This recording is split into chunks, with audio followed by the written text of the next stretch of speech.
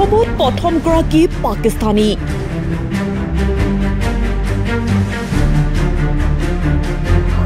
অসমত ধৰা পৰিল দীৰ্ঘদিন ধৰি বসবাস কৰি অহা এগৰাকী পাকিস্তানী মহিলা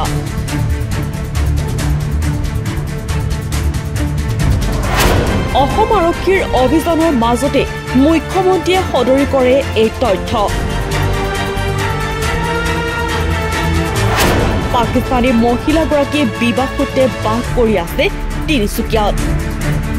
ডিব্ৰুগড়ত মুখ্যমন্ত্ৰীয়ে ঘোষণা কৰিছিল তিনিচুকীয়াত আছে এগৰাকী পাকিস্তানী মহিলা পাকিস্তানী মহিলাগৰাকী বিবাহসূত্ৰে বাস কৰি আছে তিনিচুকীয়াত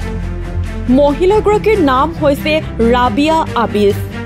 পাকিস্তানী নাগৰিকৰ বিৰুদ্ধে অসম আৰক্ষীৰ অভিযানৰ মাজতে মুখ্যমন্ত্ৰীয়ে সদৰি কৰে এই তথ্য 2013 চনত তেজপুৰৰ মহম্মদ আবিখৰ লগত পাকিস্তানৰ ৰাবিয়া আবিজ বিবাহপাশত আবদ্ধ হৈছিল তিনিচুকীয়া জিলাত ব্যৱসায় কৰা মহম্মদ আবিখৰ লগত 2022 চনৰ পৰাহে তিনিচুকীয়াত আছে ৰাবিয়া আবিজ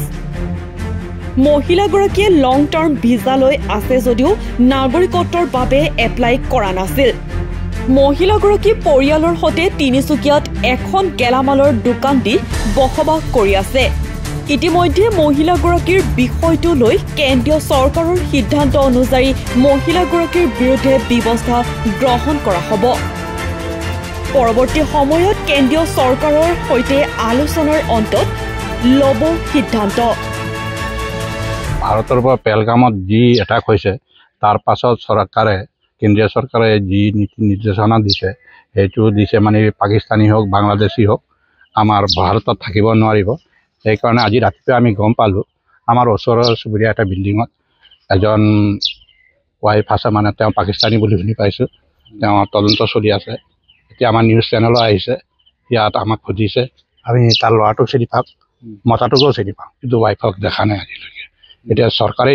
কৰিব যি ব্যৱস্থা সেইটো সবে আদৰি ল'ব পেহেলগামৰ ঘটনা যেটো কৰিছে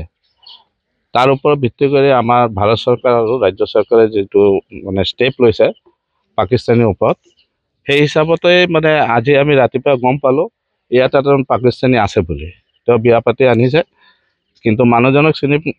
পাওঁ তেওঁ ৰঙাগড়ৰ ৰোডত দোকান আছে ইয়াত থাকে বুলি আমি আজি গম পালোঁ তো সেই হিচাপে আমাৰ গভৰ্ণমেণ্টে আৰু প্ৰশাসনে যে কাৰ্যবাহী কৰি ওলাব সেইটোৱে হ'ব আৰু খুব সোনকালে এইটো তদন্ত কৰি ওলাব বুলি গভৰ্ণমেণ্টৰ ওচৰত মই দাবী জনাইছোঁ যে তেনেকুৱা ধৰণৰ অসমত কোনো মানুহ থাকিব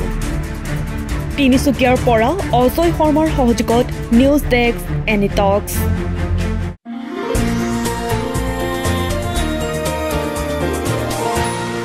এনি টক্স হুতৰ বিপৰীতে ৰাইজৰ স্বাৰ্থ